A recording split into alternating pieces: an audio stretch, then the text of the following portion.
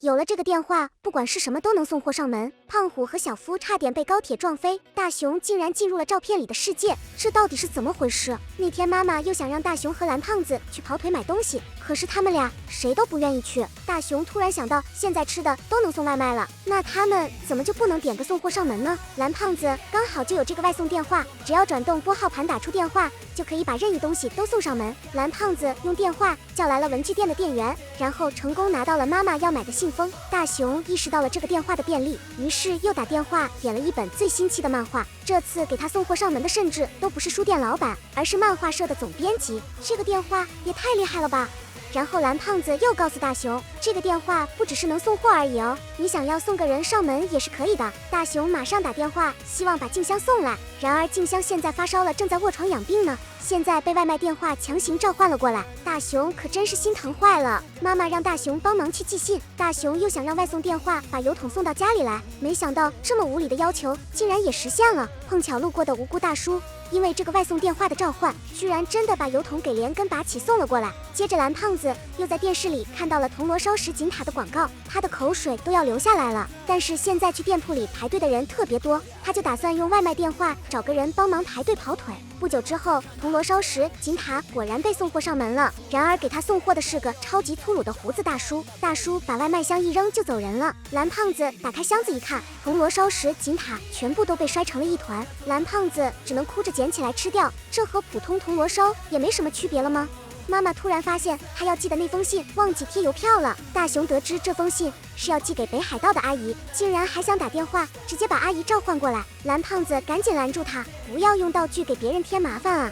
大熊没有办法，只能在家看漫画，手里的漫画很快就看完了。他又想点个漫画家送货上门，蓝胖子当然也不会同意。爸爸下班回家后，居然带回了小偶向环奈酱亲笔签名的手办，大熊这下可开心坏了。他原本还想直接把环奈酱叫到自己家里来，还好蓝胖子没有让他这么做，既然没办法见到偶像本人，那炫耀一下还是可以的吗？大熊又用外送电话把胖虎和小夫都召唤到了家里。胖虎在来之前刚好在打小夫，现在到了大熊家里，干脆就连着大熊一起打了。小夫被胖虎一脚踢飞了出去，刚好一屁股坐在了手办上，这么稀有的手办就这样被做碎了。胖虎还在继续他的暴力行为，大熊奄奄一息地爬到电话前面，这次他必须要打电话把胖虎的妈妈叫来了。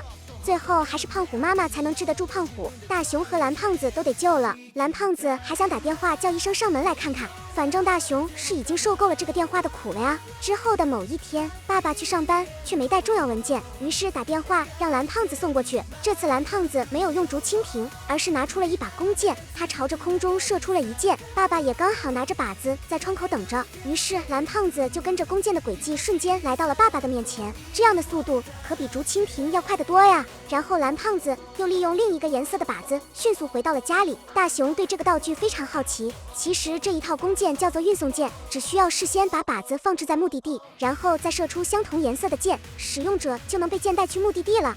大熊立马想到了新的偷懒方法，他可以用运送箭来上学呀。第二天早上，小夫和胖虎都为了不迟到跑得气喘吁吁，但是大熊还在家里不紧不慢地吃早餐。胖虎看他那么不着急，以为时间还早，就停下了狂奔的脚步。大熊吃完了早餐，利用运送箭一眨眼就到了学校。胖虎和小夫还在路上慢慢悠悠地走着，等到迟到的铃声响起，大熊已经坐在了教室里，而胖虎和小夫当然是因为迟到而被臭骂了一顿。他们俩知道大熊肯定是因为有了蓝胖子的帮助才没迟到，于是打算报复大熊。放学后，大熊问静香能不能去他家玩，静香答应了。其实大熊早就事先在静香家里放好了靶子，现在只需要把对应颜色的箭射出去就好。胖虎和小夫跟在大熊的身后，想要打他，两人刚要动手，大熊就带着静香飞走了。胖虎和小夫因此扑了个空，这又把他们给气坏了。大熊在静香家美滋滋地享受着甜点，静香提出想要去外面打羽毛球，还好大熊也提前在空地那边放了一个绿色的靶子，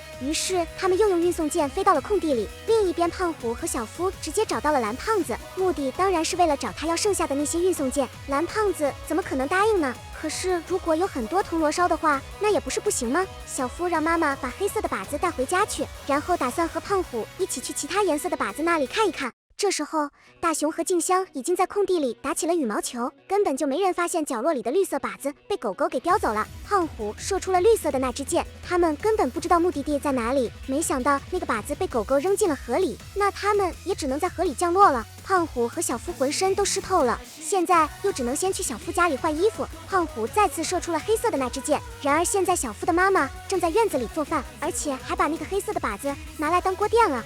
他们差点就要一头栽进滚烫的热锅里，还好小夫妈妈在关键时刻又把铁锅给拿开了。小夫和胖虎一头撞在了桌子上，妈妈准备的那一大桌食物全被他们给撞翻了，不过没有生命危险到，也是不幸中的万幸啊。这时大熊的爸爸又打电话回来说忘了带东西，蓝胖子又只能用大熊的运送箭去给他跑腿。另一边胖虎竟然还想继续玩，然后也射出了紫色的那支箭。大熊爸爸拿的就是紫色的靶子，但是他现在正坐在高铁上出差呢，这一箭射出去可就不知道目的地是哪儿了呀。胖虎和小夫在空中飞了好久好久，然后发现他们快要撞上动车了。胖虎脱下衣服试图拦住飞行的弓箭，此时蓝胖子也从他们身后赶来，混乱中三人撞在了一起，然后同时掉下了大桥。多亏蓝胖子及时拿出了飞毯，他们才终于得救了。两支子箭都成功射到了靶子上，坐在动车里的爸爸也收到了蓝胖子带来的文件，但是这两支箭怎么还把胖虎的衣服也带过来了呀？某天大熊放学回家，爸爸妈妈刚好在家里翻看着相册，